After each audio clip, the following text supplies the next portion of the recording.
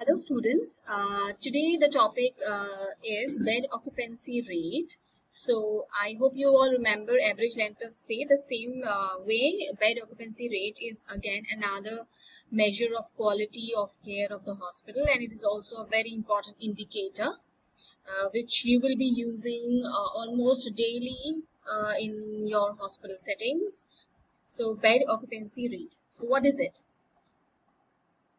So a good hospital management includes an effective allocative planning for beds in a hospital.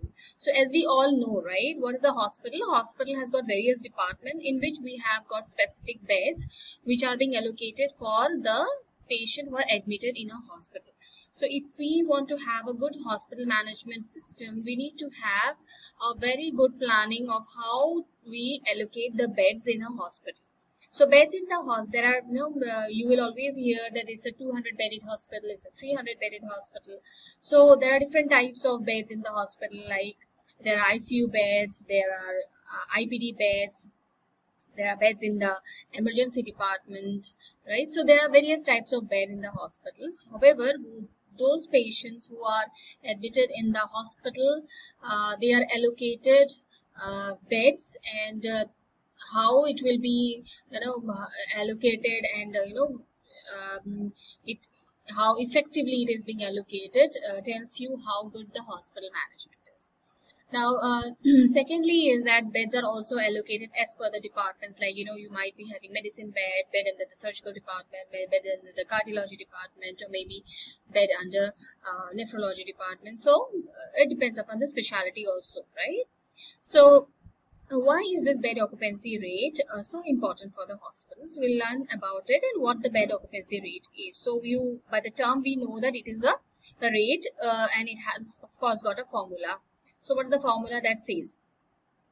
Occupancy rate is equals to total number of inpatient days for a given period into 100 divided by available beds into the number of days in the period.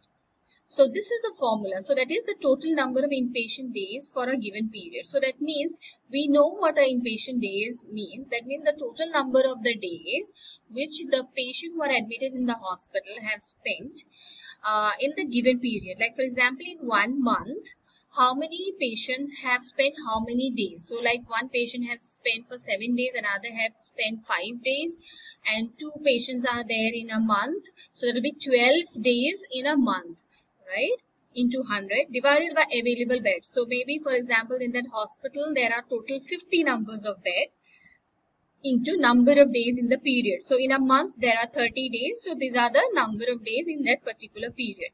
So this will tell you the occupancy rate. So this formula, we have to learn this formula because this we are going to use it in our everyday setting. So the bed occupancy rate and the length of stay in the hospital, they are the sensitive indicator to assess the healthcare utilization of any hospital. So they are the most important and the sensitive indicator which tells you about what is the utilization of healthcare services in a hospital. We know what a length of stay is, and now we have come to know what the formula of occupancy rate is. Right?